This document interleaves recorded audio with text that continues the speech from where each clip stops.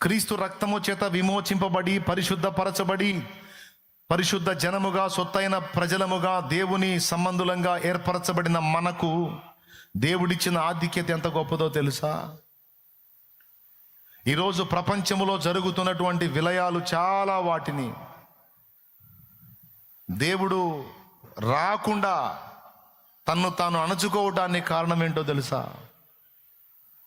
దేవుని ప్రజలలో కొంతమంది పెడుతున్న మొర్ర, కొంతమంది చేస్తున్న విజ్ఞాపన.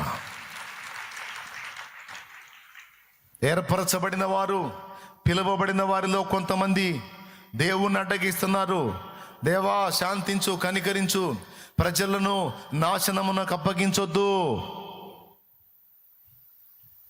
దేశం మీదికి ప్రపంచం మీదికి విలయాలను రానియొద్దు, సమూల నాశనం కానియొద్దు, దేవా మన్నించు, దేవా కృపచూపని పిలువబడిన వారిలో కొంతమంది అనుదినము తమ ప్రార్థన, విజ్ఞాపన, స్తుతి ధూపము చేత దేవుని శాంతపరచుచున్నందున దేవుడు నాశనమును ప్రపంచం మీదికి రానియకుండా